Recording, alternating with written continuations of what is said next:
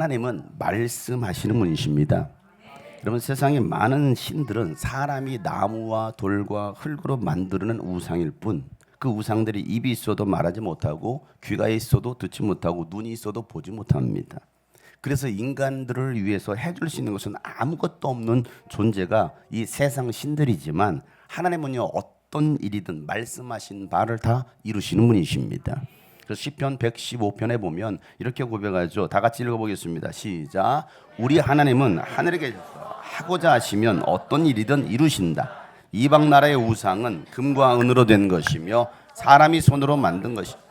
입이 있어도 말하지 못하고 눈이 있어도 볼 수 없으며 귀가 있어도 듣지 못하고 코가 있어도 냄새를 맡지 못하고 손이 있어도 만지지 못하고 발이 있어도 걷지 못하고 목구멍이 있어도 소리를 내지 못한다. 우상을 만드는 사람이나 우상을 의지하는 사람은 모두 우상과 같이 되고 만다. 아멘. 우상은 이와 같다는 겁니다. 여러분, 우상과 같이 된다. 우상을 섬기는 사람들은 우상과 같이 된다는 말은요, 우상은요 깨지고 불타 없어질 무익한 존재인 것처럼, 하나님을 믿지 않는 사람들은, 우상을 의지하는 사람들은 영혼과 육체가 깨지고 마침내는 지옥에 들어가게 될 것이다 라고 말씀하고 있는 거예요. 하나님은요 우상처럼 형상과 모양으로 존재하시는 분이 아니십니다. 그래서 하나님은요 그 어떤 모양과 형상도 만들지 말고 그것들에게 절하지 말라라고 말씀하고 명령하셨어요.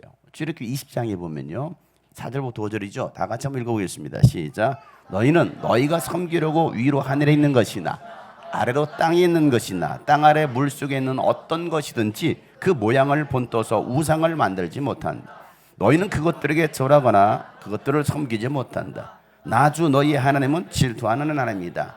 나를 미워하는 사람에게는 그 죄값으로 본인뿐만 아니라 3, 4대 자손에게까지 벌을 내리.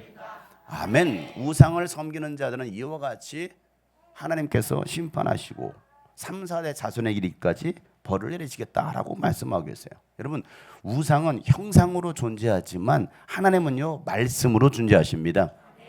여러분, 말씀은요 보이지 않는 영이에요. 그래서 하나님은 영이시다라는 말은요 하나님은 말씀이시다라는 것 같은 거예요. 즉 하나님은 영이시다면 여러분 하나님 말씀이시다. 하나님은 영이시다. 하나님은 영이시다. 하나님은 말씀이시다. 그렇죠. 그래서 요한복음 1장 1절에 보면 태초에 말씀이 계셨다. 그 말씀은 하나님과 함께 계셨다. 그 말씀은 누구라는 거예요? 하나님이셨다라는 겁니다. 여러분, 말씀이신 하나님께서 우리가 어떻게 예배를 해야 될 것인가? 말씀이신 하나님께 우리가 어떻게 하나님을 예배할 것이냐는 거예요. 내 몸과 마음과 영을 다하여 드리라는 겁니다. 예배는요 보는 게 아니에요. 오늘도 예배를 보지 마세요. 예배는 드리는 겁니다. 예배는 구경하는 게 아니에요. 하나님 앞에 드리는 겁니다. 로마서 12장 1절 말씀, 형제자매 여러분, 그러므로 나는 하나님의 자비하심을 힘입어서 여러분에게 권면합니다. 여러분의 몸을 하나님께서 기뻐하실 거룩한 산 제물로 드리십시오. 이것이 여러분이 드릴 합당한 예배다라고 말씀하고 있는 거예요. 무엇을 해요? 내 몸으로 하나님께서 기뻐하실 거룩한 산 제물로 드릴 때에 이게 우리가 드릴 합당한 예배가 되는 것이다 라고 말씀하고 있는 겁니다. 여러분, 영이시고 말씀이신 하나님이 인간의 모든 죄와 저주를 해결하시기 위해서 육신을 입고 이 땅에 오신 분이 바로 예수님이십니다.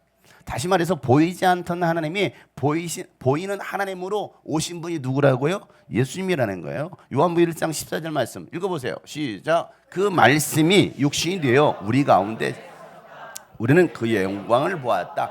그것은 아버지께서 주신 외아들의 영광이에요. 그는 은혜와 진리가 충만하였다. 아멘. 말씀이셨던 하나님의 육신을 입고 오신 분이 바로 예수님이시다. 여러분, 인간의 육체, 우리의 육체는요 흙이 육체가 되었지만 예수님의 육체는 뭐가 육체가 되었어요? 말씀이 육체가 되었다는 겁니다. 그래서 예수님께서 빵과 포도주를 주시면서 제자들에게 하셨던 말씀, 내 살을 먹으라, 내 피를 받아 마시라는 말씀하셨습니다. 이 말씀이 뭔 말입니까? 예수님의 말씀을 먹으라는, 내 살을 먹으라는 것은 예수님의 말씀을 먹으라는 겁니다. 예수님께서 하시는 말씀이 곧 영이요 생명이기 때문에 내 살을 먹으라라고 말씀하신 거예요. 그래서 예수의 살과 피를 먹고 마시는 사람은 영원한 생명을 가지고 있기 때문에 마지막 때 내가 그들을 살릴 것이다라고 말씀하시는 겁니다. 여러분 안에 예수의 살과 피가 없으면, 다시 말해서 예수의 말씀이 여러분 안에 없으면 여러분 구원받을 수 없다라는 게 예수님 말씀이에요. 요한복음 6장 63절 말씀이에요. 읽어보겠습니다. 시작. 생명을 주는 것은 영이다. 육은 아무데도 소용이 없다. 내가 너에게 한 영이요 생명이다. 6장 54절을 읽어보세요. 시작. 내 살을 먹고 내 피를 마시는 사람은 영원한 생명을 가지고 마지막 날에 내가 그를 살릴 것이다. 아멘. 누구를 마지막 때에 살린다라는 거예요? 내 살을 먹고 내 피를 마시는 사람을 이렇게 말하고 있어요. 예수님의 살과 예수의 피를 어떻게 여러분 먹고 마실까요? 성찬식으로 먹을까요? 아니에요. 그건 상징적인 거죠. 상징적인 거예요. 그러니까 예수의 살과 피를 우리는 날마다 먹고 마셔야. 여러분 내 안에 이게 피가 없으면 여러분 죽잖아요. 수혈을 하는 것이 뭡니까? 왜? 그 사람을 살릴 수 있는 것은요, 피가 있어야 피가 공급이 돼야 살 수 있거든요. 그러니까 우리가 매일 음식을 먹는 것도 뭡니까? 내 육체를 살리기 위해서. 그래서 예수의 살과 예수의 피를 먹어야만이 마지막 때 그를 살릴 수 있다라고 얘기하고 있는데, 오늘날 교회를 다니고 있는 사람들은 과연 예수의 살과 피를 먹고 마시고 있느냐는 거예요. 그게 어떤 의미인지도 모르고 교회를 다니는 사람들이 너무나 많이 있지 않습니까? 여러분들은 지난 한 주간 예수의 살과 피를 먹고 마셨나요? 그와 전혀 무관하게 살았다가 나면 여러분의 영혼 뭐한 거예요? 죽은 거예요. 영양실조에 걸렸다고요. 예수님은 여러분의 육체를 살리러 오신 것이 아니라 여러분의 영혼을 살리러 오셨습니다. 여러분, 예수님께서 병든 육체를 고치신 것은요, 예수님이 바로 생명의 주인이시고 창조주라는 것을 알게 하시려고 나타나는 표적일 뿐이지, 그 표적이 믿음의 본질은 아니라는 겁니다. 여러분, 지금도 기적은 일어납니다. 지금도 죽은 자는 살아납니다. 지금도 병든 자는 고침 받습니다. 그러나 그게 본질이 아니라는 거예요. 너희들은 그 표적을 따라가지 말라는 겁니다. 여러분, 신앙은 표적을 보고 따르는 것이 아니라 믿음의 주체가 되시는 예수님을 알고 믿을 때 영생이 있는 겁니다. 여러분, 예수님의 말씀을 먹으면 여러분의 영혼이 사는 것입니다. 그래서 하나님의 말씀을 읽는 자와 듣는 자와 그 가운데 기록된 그 말씀을 지켜 행하는 사람이 복이 있다라고 말씀하고 있어요. 요한계시록 1장 3절 말씀 다 같이 큰 소리로 시작. 이 예언의 말씀을 읽는 사람과 듣는 사람들과 그 안에 기록되어 있는 것을 지키는 사람들은 그때가 가까이 왔기 때문. 아멘. 따라잡시다. 예수의 살과 피를 먹자, 마시자. 여러분, 이 예수 그리스도의 말씀을 먹어야만이 삽니다. 그런데 우리가 말씀을 먹지 않잖아요. 듣기는 들었지만 그 말씀을 듣지 않아요. 그 말씀을 기록한 것을 지켜 행하지 않습니다. 그러면서 우리는 뭐라 말합니까? 복 주세요. 교회 다니니까 복 주세요. 여러분, 그딴 소리 하지 마세요. 어디 그런 복이 맙니까? 그게 여러분 신비주의 아닙니까? 그게 여러분 무속신앙 아닐까요? 말씀대로 살지도 않는데, 말씀 읽지도 않고 듣지도 않는데 무슨 복을 받습니까? 그러면서 앉았다 복 달라고 기도하죠. 차라리 여러분 절간에 가서 기도하시고요, 나무 밑에 가서 여러분 기도하세요. 차라리. 그러면 하나님은 그런 분이 아니라는 거예요. 왜 하나님을 여러분 무속신앙처럼 무당처럼 믿으려고 합니까? 여러분, 교회 탑들이처럼 교회 팽팽 돌면 복이 맙니까? 하나님은 그런 하나님이 아니라는, 기독교는 그런 종교가 아니라는 거예요. 기독교를 종교로 만들지 마세요. 기독교는 종교가 아니에요. 실제로 살아계신 하나님을 믿는 겁니다. 그러니까 여러분, 신앙생활에서 가장 중요한 게 뭐예요? 말씀입니다. 지금도 하나님은 말씀하시면서 여러분을 부르고 계시기 때문입니다. 내가 새 일을 행하리라. 여러분, 그렇게 말씀하셨기 때문에 하나님께서 반드시 그 새 일을 행하실 것입니다. 말씀하신 대로 이루어지기 때문입니다. 이 성경은 그대로 이루어지게 되어 있습니다. 그런데 지금 여러분의 상황이 어떠하든지 하나님은 여러분의 상황을 다 아십니다. 아무리 여러분의 상황이 최악의 상황이라 할지라도 역전시켜 주시는 분이 바로 하나님이십니다. 여러분, 하나님의 비전을 이루시려고 오늘도 여러분을 찾아내셔서 여러분의 이름을 지금 부르고 계신다라는 거예요. 한 사람 한 사람 이름 부르고 있잖아요. 졸고 있는 태역의 이름을 불러내고 있잖아요. 정신 차리라고, 깨어있으라고. 그렇게 살 때가 아니라고. 정신 차려야 된다라고. 언제까지 그 모양 그 꼴로 살 것이냐? 언제까지 그런 모습으로 살 것이냐? 최악의 상황으로 몰아갈 거냐? 그건 누가 하는 겁니까? 여러분이 하고 있는 거 아니에요? 여러분이 최악의 상황으로 몰아가고 있는 거예요. 여러분, 생각해 보세요. 마귀가요? 아니요. 여러분이 그렇게 끌고 가고 있지 않습니까? 여러분이 공부 안 하니까 여러분 공부 안 하는 뭐 성적이 안 나오는 거 아니에요? 여러분 공부하면 좋은 대학교 가겠죠? 여러분 열심히 하면요, 뭐 좋은 기업에도 들어갈 수 있겠죠? 물론 내 노력의 전부는 아니겠지만, 그것마저도 안 하잖아요. 그러니까 안 되는 거 아닙니까? 아무리 최악의 상황이 여러분 놓였다 할지라도 여러분의 그 상황을 역전시키시는 분은 하나님이십니다. 그래서 오늘도 나를 지으신 하나님께서 여러분의 이름을 부르고 계시잖아요. 여러분의 이름을. 내 이름 아시죠? 내 모든 생각도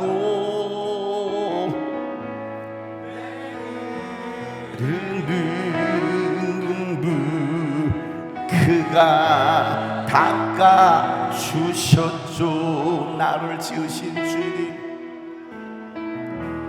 나를 지으신 주님, 내 안에 계셔, 내 안에 계셔. 처음부터 내 삶은, 처음부터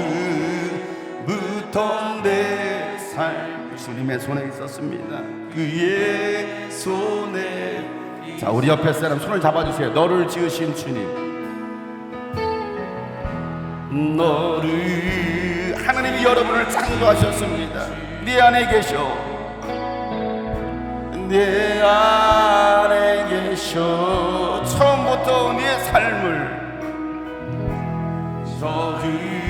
처음부터 내 삶은 주님의 손에, 주의 손에 있어. 여러분의 이름을 아신 하나님께서 여러분의 이름을 부르십니다. 내 이름 아시죠?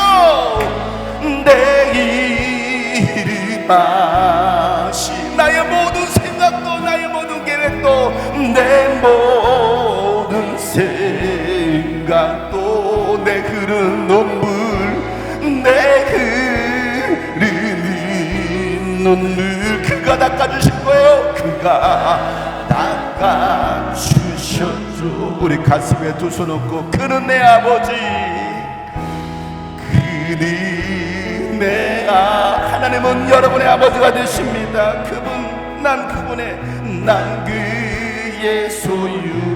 내가 어딜 가든지 주님은 날 떠나지 않아요.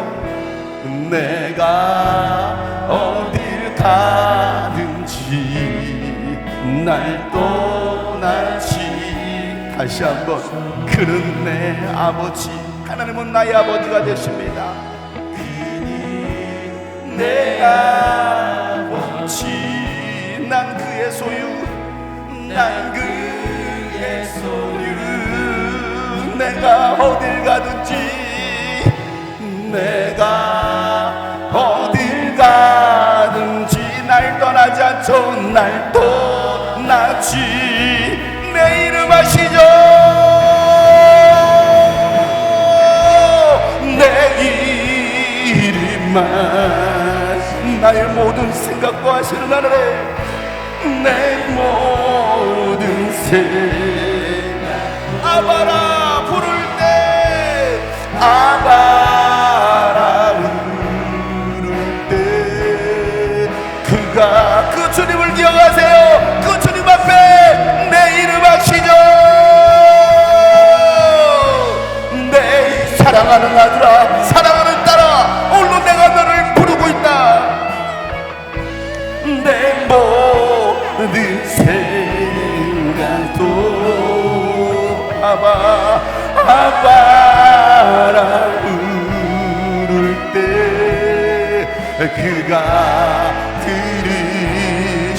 그가 들으시죠. 그가, 오늘도 여러분의 하나님을 부를 때 하나님은 여러분을 들으십니다. 그가 들으시죠. 우리 마지막으로, 그가 들으시죠. 그가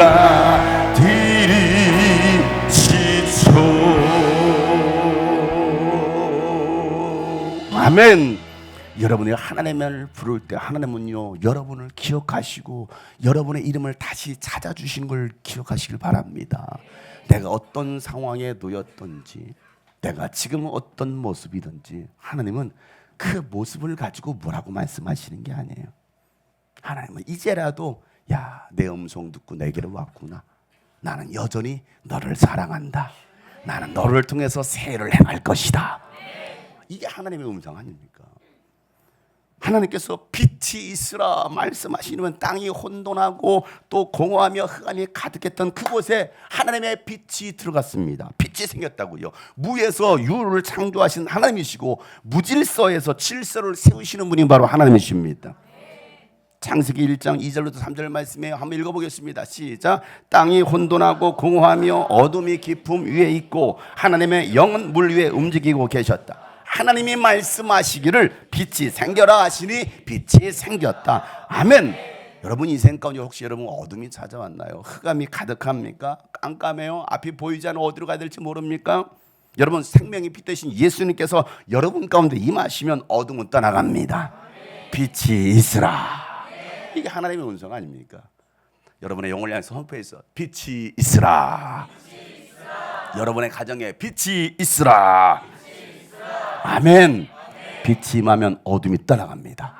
여러분 그 세상 어느 책에도 말하지 않는 천지 창조에 대해서 성경은 분명히 말하고 있어요. 여러분 우주 만물이 우연히 시작된 것이 아니라 하나님의 철저한 계획 가운데 이루어졌음을 성경은 기록하고 있다는 겁니다. 여러분 하나님의 비전, 그 비전이 상상이 되고 또 상상을 스케치한 것이 뭐냐면 성경이라는 거예요. 상상한 대로 이루어집니다. 내 믿음대로 될지어다 라는 이 말씀은요, 내가 생각한 대로 네가 상상한 대로 이루어질 것이다 이거예요. 내 믿음대로 될지어다 이거예요. 네가 상상한 대로 생각한 대로. 여러분 12해를 혈류증으로 고통받았던 여인이 예수님의 옷자락만 만져도 내가 나을 거라는 뭘 했어요? 상상을 한 거예요. 상상. 그랬더니 상상한 대로 뭐 했어요? 고침을 받았더라. 여러분 상상이 믿음이 되고 믿음이 현실이 되는 것입니다. 믿음은 바라는 것들의 실상이요 보이지 않는 것들의 증거가 된다라고 히브리서 11장에 보면 말씀하고 있는데요. 여러분 보이지 않는 것들이라는 말은 무슨 말이냐면요, 아직 현실로 나타나지 않은 거예요. 아직 현실로 이루어지지 않았어요. 그런데 믿음으로 상상하고 뭐하면 스케치하면 반드시 이루어지고 믿음의 증거가 된다라는 거예요. 와 정말 이렇게 됐네, 이루어졌네. 이게 현실로 나타나는 이게 믿음이라는 거예요. 하나님은요 때마다 하나님의 뜻을 이룰 하나님의 사람을 찾고 계십니다. 그리고 그게 말씀하시기를 베드로를 찾아내셔서 야 나는 너를 사람을 낳는 어부가 되게 할 것이니 너는 나를 따라오너라 라고 말씀하셨어요. 아브라함에게는요 너는 너의 본토 친척 아비의 집을 떠나 내가 지시할 그 땅으로 가라. 그럼 너는 복의 근원이 될 것이다. 모세에게는요 내가 너를 통해 이스라엘 백성들을 바로의 손에서 구원해낼 것이다 라고 말씀하셨습니다. 바울에게는요 내 이름을 이방 사람들과 임금들과 이스라엘 자손들 앞에서 가지고 갈 내가 택한 나의 그릇이다 라고 말씀하시면서 너는 내 이름 때문에 고난받을 것이다 라고 말씀하셨어요. 부활하신 예수님은 제자들에게 뭐라고 말씀하십니까? 너희는 가서 모든 족속으로 제자를 삼아 아버지와 아들과 성령의 이름으로 침례를 주고 내가 너희에게 분반 모든 것을 가르쳐 지키게 하라. 이게 하나님의 말씀 아닙니까? 노아에게 뭐라고 말씀하십니까? 방주를 만들라 라고 말씀하시는 거예요. 말씀으로 비전을 제시하는 겁니다. 여러분 하나님께서 말씀하신 비전 따라 이들은요 상상이 시작했고 그 비전을 스케치하기 시작했다는 거예요. 오늘도 여러분은 지금 말씀하고 있잖아요. 여러분 상상만으로는요 결과는 나타나지 않습니다. 반드시 밑그림을 그리는 밑그림을 그리고 또 만들어가는 그 작업이 필요한 거예요. 여러분 하나의 건물이 완성되기까지는요 건축가가 상상을 합니다. 어떻게 내 건물을 만들까? 그리고 상상을 토대로 뭘 그릴까요? 설계 도면을 그리는 겁니다. 여러분 수채화를 그리든 인물화를 그리든 먼저 뭐 할까요? 그 작가는요 화가는요 스케치 작업을 먼저 하는 겁니다. 여러분 지난주 우리나라에 역사적인 일이 있었습니다. 혹시 뭔 일인지 아시나요? 예, 대한민국 최초로 노벨 문학상에 한강이라는 작가가 선정된 거예요. 여러분 이 작가가 한 작품을 쓸 때 여러분 얼마나 많은 상상을 했을까요? 얼마나 많은 상상을 했을까요? 그래서 제가 그 한강에 책을 가져왔어요. 물론 제가 읽었던 책이 아니에요. 우리 안준서 작가가 자기 책꽂이에 잔뜩 꽂혀 야 하나 가져와봐 내가 한번 읽어보게 가져왔더니 몽땅 가져왔어요. 여러분 이 한강이라는 작가가 한강에 썼겠죠. 한강을 바라보며 미안해요 아침부터 썰렁해서. 여러분 상상을 그 작가의 상상을 토대로 초고를 쓰기 시작합니다. 그리고 수차례의 퇴고 과정을 통해서 한 작품이 나오더라는 거예요. 여러분, 이거 뭐 1시간 만에 썼을까요? 하루 만에 썼을까요? 일주일 만에 썼을까요? 아니에요. 이 한 권의 책을 완성하기까지는 수많은 과정이 있었다는 겁니다. 그냥 저절로 나오지는 않아요.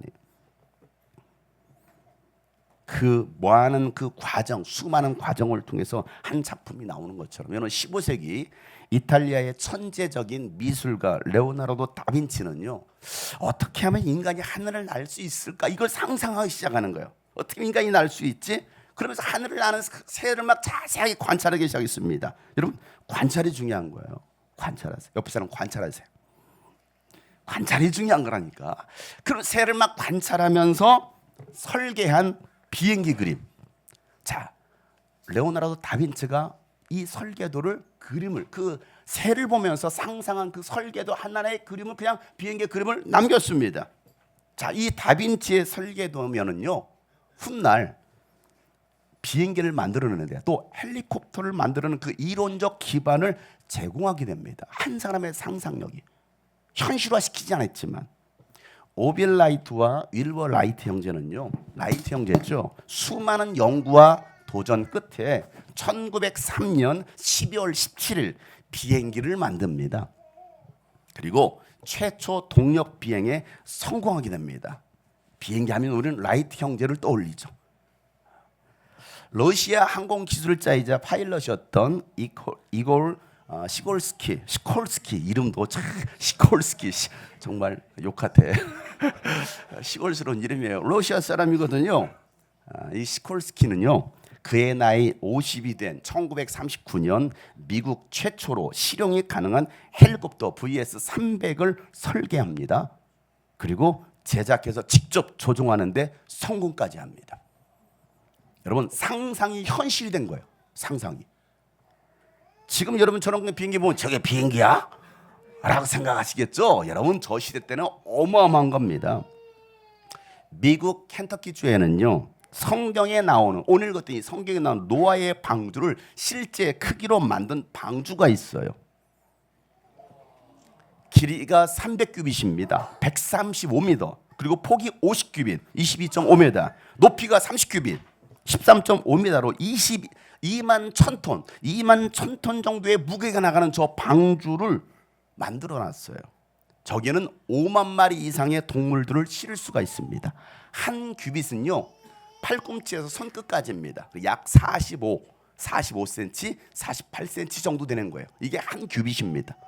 자, 성경에 하나님께서 분명히 말씀하셨습니다. 이 방주를 만들 때에 도면이 필요했겠죠. 그런데 이 도면은 어디에서부터 나왔다고요? 성경. 누가 주셨어요? 하나님께 주신 거예요. 인간의 상상에서 나온 것이 아니라 하나님에게서 나온 방주가 바로 여러분이 봤던 저 방주고, 실제 방주입니다. 실제로 바다 위에 띄우니까 떠요. 그리고 해상 과학자들은요, 이 노아의 방주는 정말 과학적이다라고 말을 합니다. 실제로 배가 저렇게 만들어지고 있어요. 여러분, 수천 년 전부터 하나님께서 노아 시대라면 얼마나 오래된 이야기입니까? 수천 년 얘기 아닙니까? 근데 얼마나 과학적이고 사실적인지. 그러니까 성경은요, 거짓이 아니에요. 하나님은요, 노아에게 자세하게 말씀해 주셨어요. 오늘 말씀 보세요. 14절 16절. 너는 잣나무로 방주 한 척을 만들어라. 방주 안에 방을 여러 칸들을 만들고 역청으로 안팎에 칠하라는 거. 왜? 물이 새면 안 되니까. 그 방주는 이렇게 만들어라. 길이는 300자, 너비는 50자, 높이는 30자라고. 그 방주는 지붕을 만들 때 한 자 치켜 올려서 덮고, 방주의 옆쪽에는 출입문을 내고 위층과 가운데층과 아래층으로 나누어서 세 층으로 만들어라는 겁니다. 이름 아까 사전에 봤던 저 방주는요, 세 층으로 되어 있습니다. 그리고 칸칸이 되어 있습니다. 그곳에 수많은 5만 마리가 넘는 동물들을 암컷, 수컷, 짝을 이루어서 넣습니다. 노아는요, 하나님께서 말씀해 주신 대로 방주를 만듭니다. 자기 생각이나 지식을 기반으로 방주를 변형시키지 않았어요. 하나님께서 말씀해 주신 대로 그대로 순종합니다. 신앙은 뭐예요? 그대로 순종하는 거예요. 자, 오늘 22절 말씀 읽어보겠어요. 시작. 노아는 하나님의 아멘. 하나님께서 말씀하신 대로만 하면 되는데, 인간은 자꾸 자기 생각에 들어가서 짝퉁을 만들어요. 중국 전문가 아닙니까? 짝퉁을 만든다니까 기가 막히게. 어쩜 그렇게 비슷하게 만들었지? 그러나 아니에요. 아니에요. 하나님은 왜 노아에게 방주를 만들라고 말씀하셨을까요? 하나님 보시기에 세상이 다 썩어버렸습니다. 무법천지가 되어 있었습니다. 모든 사람들의 삶이 속속들이 다 썩어 있었기 때문에 하나님은 죄로 가득한 이 세상과 그 타락한 인간을 물로 홍수로 심판하시기로 결정하신 거예요. 그런데도요, 이 하나님의 심판 중에도 하나님의 언약을 이루기 위하여 누구를 택하셔요? 노아를 택하십니다. 노아와 그의 가족만큼은 구원하시고 하나님께서 노아와 함께 직접 언약을 세우시겠다라고 말씀하시면서 방주를 만들라는 겁니다. 여러분, 노아가 하나님께 은혜를 입고 택하심을 입은 이유는요, 노아는요 그 시대에 의롭고 흠이 없는 사람이 없다, 흠이 없는 사람이었다라 말하고 있습니다. 흠이 없는 사람이라는 것은요 죄를 하나도 짓지 않았다라는 말이 아니에요. 그러면서 성경이 이렇게 말하면 하나님과 동행하는 사람이라는 거예요. 옆에 사람 물어보세요. 하나님과 동행하십니까? 졸고 계십니까? 여러분, 하나님과 동행하시나요? 의로우신가요? 정직하신가요? 하나님께서 그를 칭찬하는 거예요. 6장 9절 말씀 읽어보세요. 다 같이 시작.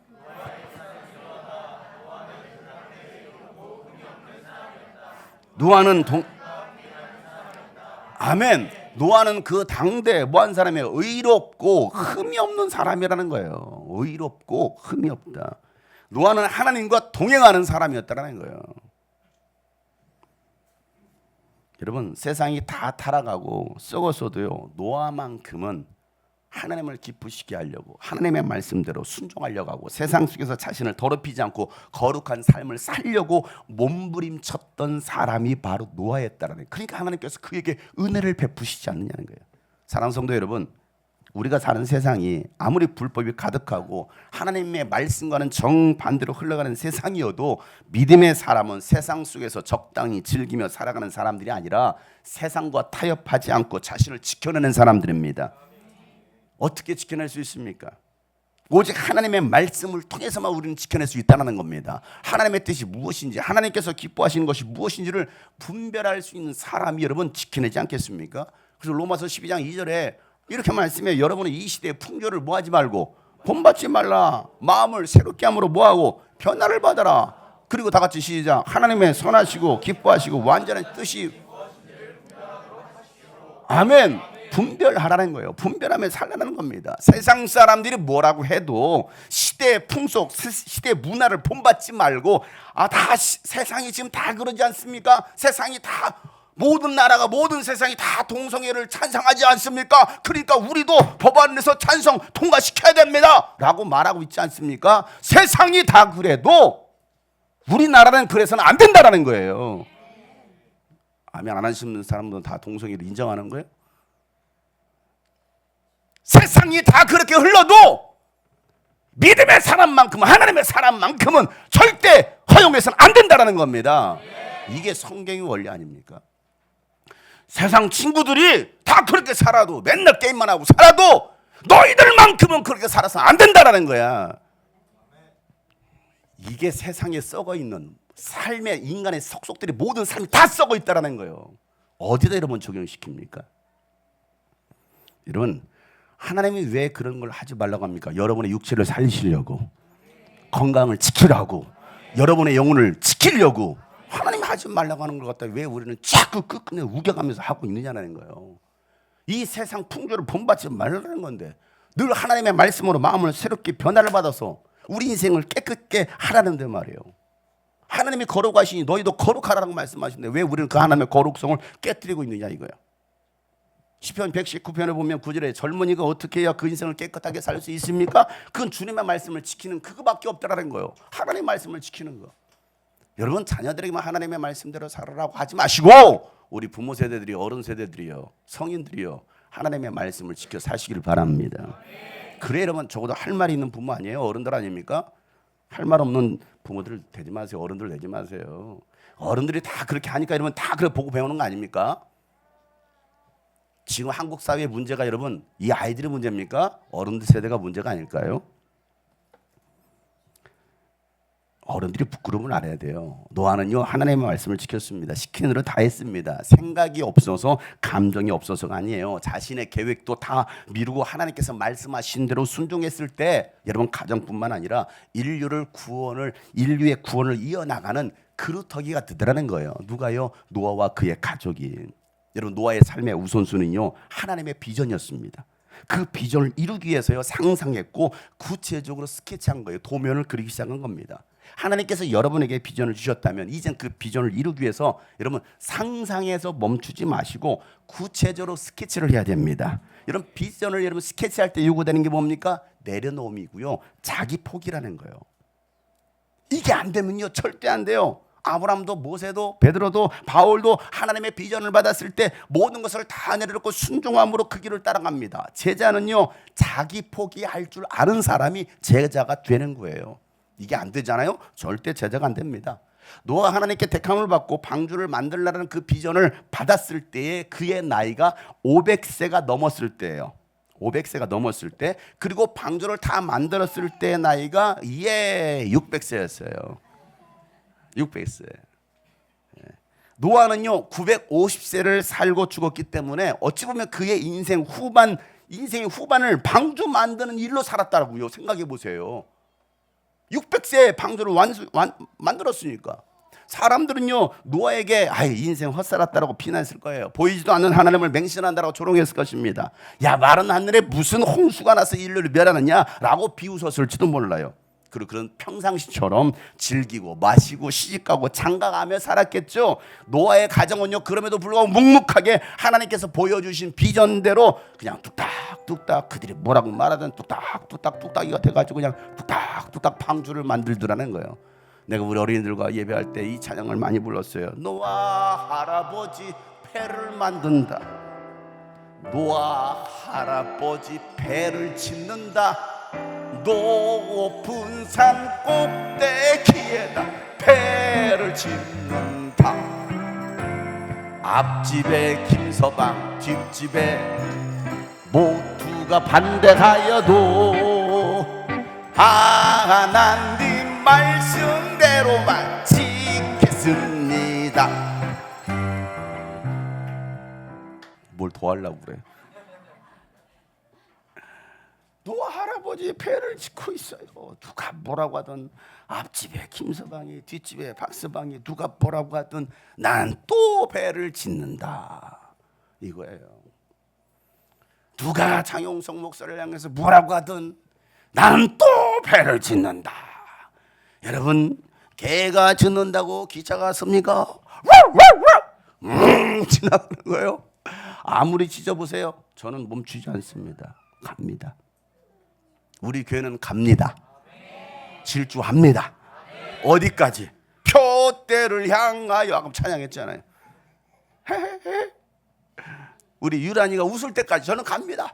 표대를 향하여. 그 하나님의 부르심에 순종함으로 나가는 사람들.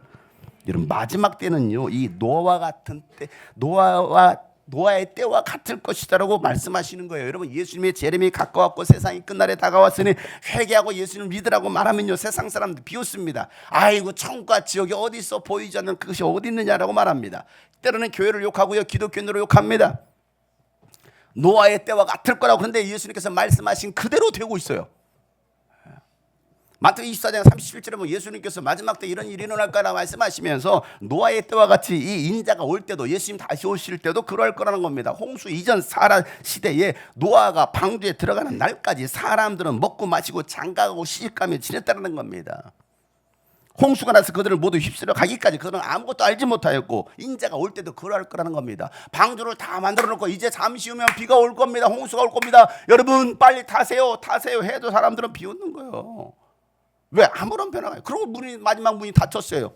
닫혔는데 바로 비가 왔으면 봐라 이것들아 이럴 텐데 이게 웬걸. 문이 닫혔는데도 하루가 돼도 비가 안 오네. 이틀이 돼도 비가 안 오네. 이게 웬걸. 내 저럴 줄 알았어. 저 교회 다니는 것들 저럴 줄 알았어. 장윤성 목사 저럴 줄 알았어 라고 생각해요.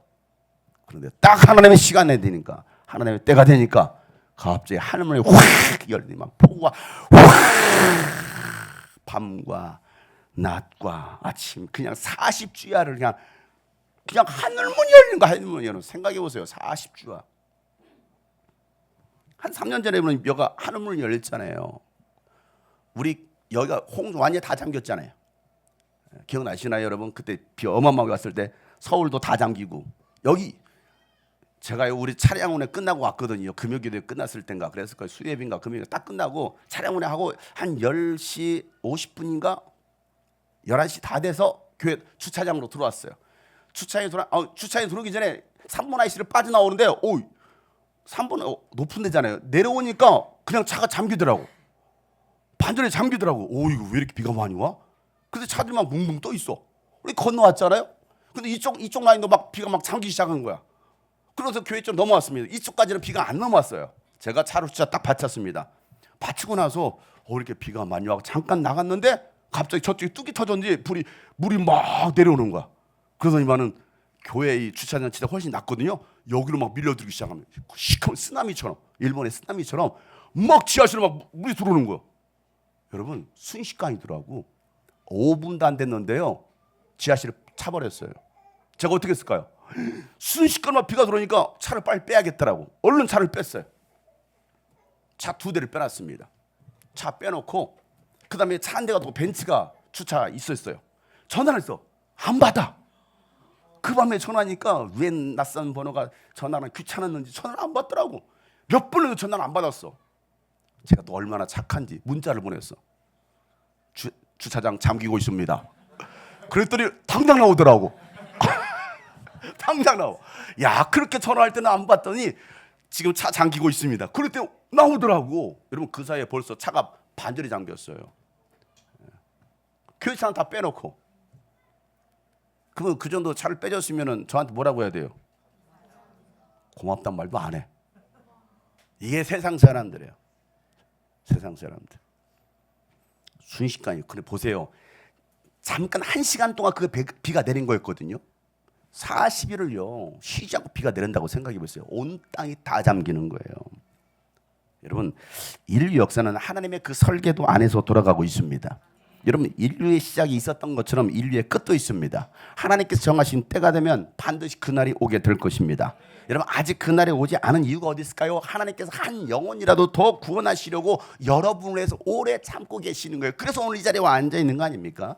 베드로가 말하죠. 베드로 3장 9절부터 보면 어떤 이들이 생각하기를 주님께서는 그 약속을 더디시키시는 것이 아닙니다. 도리어 여러분을 위해서 오래 참으시는 것입니다. 하나님께서는 아무도 멸망하지 않고 모두 회개하는 데 이르기를 바랐습니다. 그러나 주님의 날은 뭐가 좋은다고요? 도둑같이 올 것입니다. 그날에 하늘은 요란한 소리를 내면서 사라지고 원소들은 불에 녹아버리고 땅과 그 안에는 모든 일은 드러날 거란 겁니다. 우주를 붙들고 있는 원소들이 불에 녹아버리고 땅과 그 안에 있는 모든 일이 드러날 것이라고 말씀하신 것처럼 여러분 지금 우리는 이 지구가 어떻습니까? 막 뜨거워지고 있잖아요. 불에 달궈지고 있잖아요. 여러분 오존층이 여러분 구멍이 나서는 지구 온난화는요 유례없는 자연재해를 일으키고 있습니다. 과학자들도 그렇게 말합니다. 이 우주가 그냥 돌아가는 게 아니라는 겁니다. 뭔가의 체질에, 뭔가의 원소에 의해서, 뭔가의 힘에 의해서 이게 움직이고 있다고 과학자들은 말하고 있습니다. 여러분 지금이 어느 때인지를 우리는 볼 수 있어야 되는 거예요. 성경은요 역사를 이야기하고 있고 역사를 쓰고 있습니다. 여러분 역사의 마침표는요 천국 복음이 온 땅에 증거되면 마침표가 지켜지는 거예요. 그래서 마태복음 24장 14절 말씀에 이 하늘나라의 복음이 온 세상에 전파되어서 모든 민족에게 증언될 것이니 그때가 끝이 올 거다라고 말씀하고 있는 거예요. 근데 그날을 향해 가고 있잖아요. 끝을 향해 가고 있잖아요 세상에. 여러분 일어나고 있는 이런 차이 우리나라에 보면 9월 달까지 9월 말까지 여러분 정말 그 뜨거운 여름의 날씨가 여러분 9월까지 갔다라는 거 생각해 보세요. 이건 있을 수 없는 일이 나고 있잖아요. 그리고 바로 기온이 뚝 떨어지잖아요. 여러분의 비전은 무엇입니까? 여러분 무엇을 위해 살고 있습니까? 무엇 때문에 공부를 하고 무엇 때문에 돈을 벌고 무엇 때문에 여러분은 결혼하고 무엇 때문에 오늘 하루를 사시나요? 여러분 인생의 분명한 목표와 비전이 없는 그 없이 살아가는 인간처럼 불쌍한 인생은 없어요. 동물들에게는요 비전이 없습니다. 그저 오늘 하루 먹고 사는 거예요. 그냥 생육하고 번성할 뿐입니다. 이게 동물이에요. 그러다가 죽겠죠. 여러분의 인생은요 동물처럼 살아갈 인생이 아닙니다. 하나님의 선한 뜻을 위해서 선한 일을 위해 살도록 예수 그리스도 안에서 여러분을 새 창조하셨습니다. 결코 여러분은 하찮은 존재가 아니라는 거예요. 가장 보배롭고 존귀한 존재가 바로 여러분입니다. 하나님은 여러분을 최고의 걸작품으로 만드셨습니다. 우리 옆에서 당신은 하나님의 최고의 걸작품입니다. 가장 보배로운 사람입니다. 축복해 주세요. 그래요. 가장 존귀한. 에베소 2장 10절 말씀에 우리는 하나님의 작품이라는 겁니다. 선한 일을 하게 하시려고 하나님께서 그리스도 예수 안에서 우리를 만드셨다는 겁니다. 하나님께서 이렇게 미리 준비하신 것은 우리를 뭐하게 하려고, 선한 일을 하며 살아가게 하려고 여러분을 준비시켰다는 거예요. 여러분, 하나님께 주신 선한 비전을 스케치할 수 있기를 바랍니다. 그 밑그림을 이루실 분은 바로 하나님이십니다. 그래서 빌립보서 1장 6절 말씀에도 이렇게 말하죠. 다 같이 시작. 선한 일을 여러분 가운데서 시작하신 분께서 그리스도 예수의 날까지 그 일을 완성. 아멘. 그 그림을 완성시키실 분은 누구예요? 예수님이십니다. 여러분, 이 민족과 세계 열방의 그리스도의 교회를 세우는 비전을 여러분 주님이 꿈꾸신 교회는 여러분에게 주셨습니다. 여러분, 그 비전을 이룰 수 있도록 여러분에게 직장을 허락하셨고 또 학교를 주셨고 가정을 주신 겁니다. 내게 재능과 때로는 물질과 또 건강을 통해서 어떻게 완성할 것인지 우리는 한번 스케치 그려봐야 된다는 거예요. 저는 고등학교 1학년 때 여름 수련을 통해서 예수를 만나고 성령 충만함을 경험한 이후에 저는 새로운 비전을 받았어요. 제가 고등학교 1학년 때까지 1학년 그 은혜를 받기 전까지 저의 인생의 목표, 저의 비전은요, 제 책상 앞에 이렇게 써놨습니다. 고려대 의대를 가는 것이 저의 인생의 비전이었어요. 그래서 의사가 되고 돈 많이 벌고 잘 사는 거, 이게 저의 꿈이었습니다. 그런 제게 예수님께서 찾아오셨고 저에게 말씀하셨고 세상 의사가 아닌 영적 의사가 되어서 영혼들을 구원해 내라는 그런 비전을 하나님 주셨어요. 그때부터 저는 뭐 했을까요? 상상하기 시작했습니다. 꿈을 꾸기 시작했어요. 수많은 사람들이 모인 곳에서 전화를 받으면서 복음을 듣는 그런 상상을 하기 시작하는 거예요. 야, 이 많은 사람들이 오늘 나에게 말씀을 듣고 있구나. 전 세계를 다니면서 복음을 전하는 상상하기 시작했어요. 병든 사람이 손을 얹을 때 병이 낫고 앉은 병이 일어나고 눈먼자가 눈을 뜨는 상상을 했습니다. 상상했어요. 그리고 그 상상을 현실로 만들기 위해서 상상만 한 것이 아니라 성경을 읽기 시작했고 성경을 연구하기 시작했고 매일 밤마다 교회 와서 무릎 꿇어 기도하기 시작했고 만나는 사람마다 전도하기 시작했어요. 아무도 없는 그 빈 예배당에 와가지고 마이크 잡고서 막 찬양 인도를 하고, 왜 사람들이 여기 있다라고 생각하고 막 말씀을 할렐루야 말씀을 전하는 그 연수, 기도 인도하는 연수. 우리 다 같이 주여 삼창 통성하게 합시다. 주여 아무도 없어요. 의자가 아멘 아멘 하는 것 같아. 아무도 없는 그 빈 예배당에서 제가 왜 그렇게 했을까요? 저는 도안을 그리기 시작한 거예요. 지금 내 앞에 수많은 사람들이 앉아있다. 나는 유명해질 것이다. 저는 그 확신을 가지고 저의 상상과 스케치는요 현실이 되었습니다. 저의 믿음은 바라는 것들의 실상이요 보이지 않는 것들의 증거가 되었습니다. 2006년도 시작되었던 유스비전 캠프, 2009년도에 개척된 이 주님이 꿈꾸신 교회, 2017년에 대안학교로 개교했던 YCLA, 이스라엘을 시작으로 필리핀, 라오스, 태국, 베트남, 몽골, 대만, 유럽, 파라과이까지 선교지 지경이 넓혀지기 시작했어요. 저는 지금도 비전을 스케치하고 있습니다. 2025년을 스케치하고 있고요. 2030년을 스케치하고 있습니다. 5대한 6대주의 전 세계에 주님이 꿈꾸신 교회를 세우는 그 밑그림을 저는 지금 그리고 있어요. 그 일을 위해서 믿음의 동역자들을 붙여달라고 저는 기도합니다. 여러분이 그 동역자 중에 한 사람 되기를 축복합니다. 24년 전 저의 인생의 계획을 써서 여자친구였던 문지연 자매에게, 지금의 제 아내에게 인생의 플랜을 써서, 벌써 나와가지고 이게 써서 제가 줬어요. 이렇게 책에다 정말 수많은 것들을 썼거든요. 써서 그 중에 하나가 앞으로 나의 인생 설계도 27살 현재 신대원 준비 중, 신학대학원을 준비하고 있었습니다. 자, 30살 되면 내가 신대원을 졸업할 것이고 현이와 결혼하게 될 것이다. 그리고 신혼여행은 어디로 갈까? 지금 미래를 지금 내다보는 겁니다. 32살 되면 나는 쌍둥이를 낳아야지. 내 31살에 혜림이를 낳았어요. 33살 나는 유학 준비를 할 거야. 그리고 목사 안수 준비를 해야지. 목사 안수는 35살에 받았습니다. 35살 유학 선교 여행, 선교 여행을 하자. 그리고 찬양 사역을 해야지라고 제가 썼습니다. 찬양 사역이 34살부터 시작되었고요. 첫 선교는 32살부터 선교 여행으로 나가기 시작했습니다. 내가 40살이 되면 책을 출판해야겠다 했는데 2016년도에 제가 출판을 했습니다. 그리고 부모님들 성지순례를 시켜드리겠다. 40살이 됐을 때 40대가 되면 부모님 성지순례를 시켜드리겠다 했는데 41살에 제가 부모님들을 성지순례를 시켜드렸습니다. 예언자 같죠? 45살이 되면 선교 여행을 할 거야. 그리고 미국에서 목회를 해볼까라고 썼어요. 아직 미국을 못 갔어요. 그리고 사모 영성 훈련을 시켜야겠다. 사모들을 모아놓고 제 아내만 놓고 지금 훈련시키고 있습니다. 50살이 되면 내가 국제 선교센터를 세우는 일에 추진을 해야겠다. 국제 선교센터. 그리고 사모 영성 개발을 조직을 해야겠다. 그리고 이것을 문지연에게 맡겨야겠다라고 했습니다. 그래서 지금 문지연 자매는 열심히 신학대학원에 다니고 있습니다.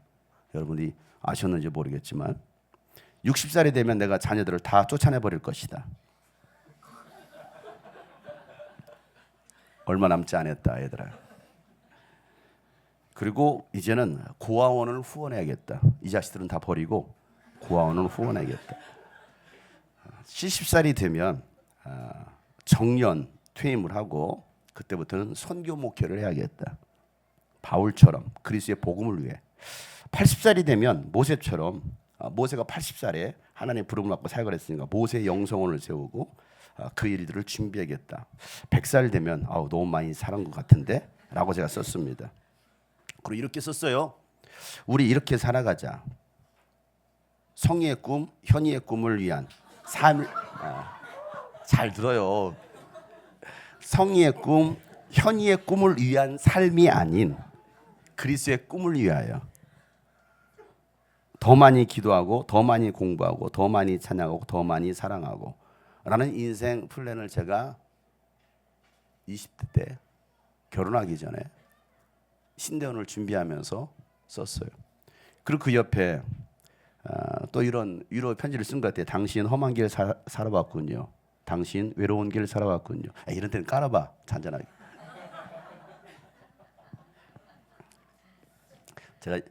저도 문학 소년이잖아요. 국어문학과 출신으로서 시적 감각으로 당신 험한 길 살아왔군요. 당신 외로운 길 살아왔군요. 당신 눈물의 길을 살아왔군요. 이젠 그렇게 살지 말아요. 어디서 피싱하는 소리가 들렸어. 지금까지는 혼자서 살아왔다면 나와 함께 험한 길 살아가요. 험한 길 개척하며 평탄한 길을 만들어가요. 나와 같이 외로운 길 살아가요. 외로울 땐 서로 곁에 있어 위로해줘요. 나와 같이 눈물의 길 살아가요. 서로의 눈물 닦아줘요. 험한 길을 살아가는 사람에게, 외로운 길 살아가는 사람에게, 눈물의 길 살아가는 사람에게 우리의 삶의 경험으로 사랑으로 그들을 일으키는 꿈을 꾸며 살아가요. 당신과 함께라면 하고서 썼던 게 지금 오늘 여러분을 만나고 여러분과 함께 이 일을 만들어가고 있다라고 여러분 생각하지 않나요? 정말 많은 것들이 있지만 이렇게 사진과 함께 그냥 문학 소년답죠? 제가 원래 이런 사람이에요.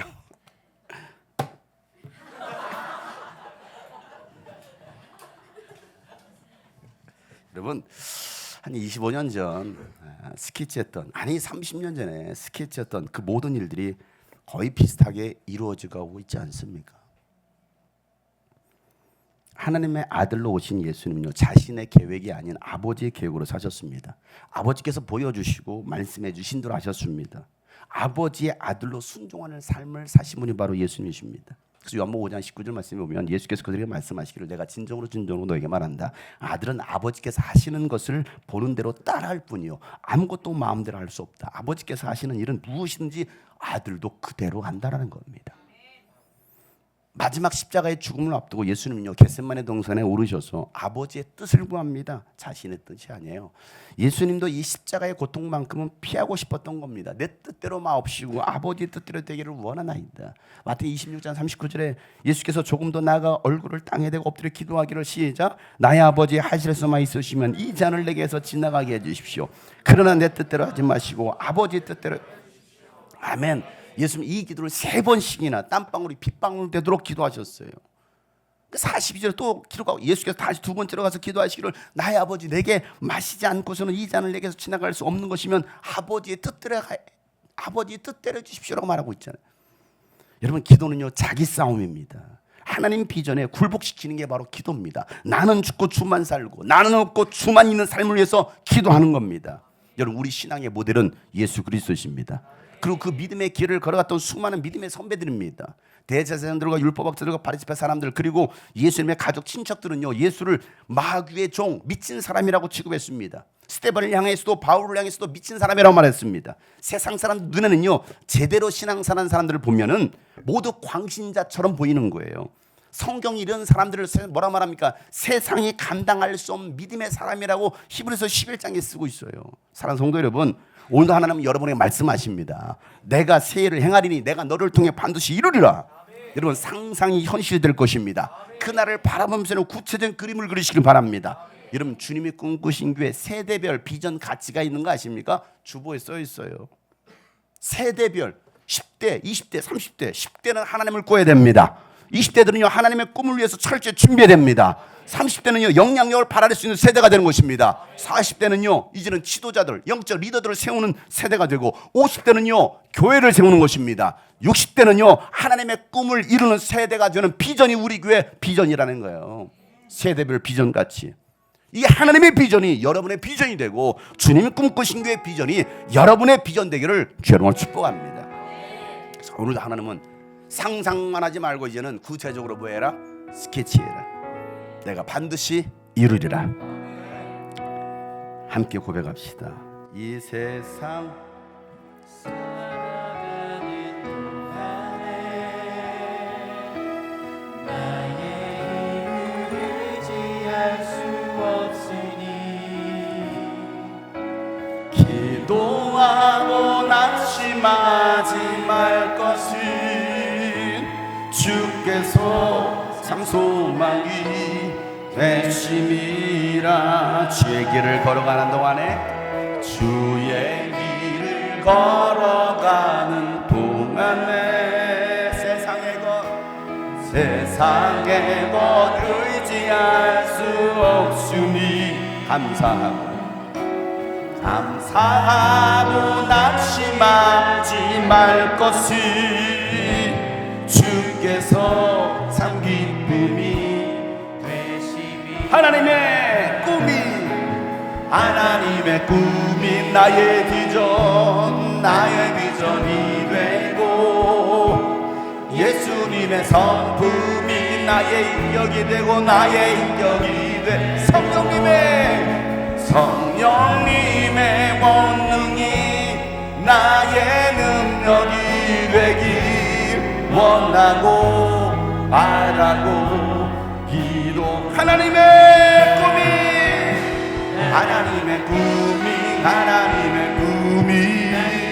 나의 비전이 되고 예수님의 성품이 나의 인격이 되고 성령님의 권능이 나의 능력이 되길 원하고 바라고 다시 한번 하나님의 꿈이 나의 비전이 되길 소망하며 하나님의 꿈이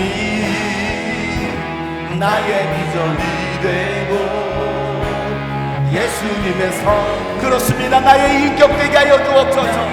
성령의 권능으로 님의 권능이 나의 능력이 되길 원하고 주여 내가 이 이제 상상하고 스케치하겠습니다. 나를 축복하자라고 다같이 기도합니다. 하나님 아버지, 우리의 삶에 찾아오신 예수 그리스도, 오늘도 나에게 말씀하셨으니 하나님의 꿈이 비전이 성취되게 하여 주시옵소서. 이제 구체적으로 하나님의 꿈이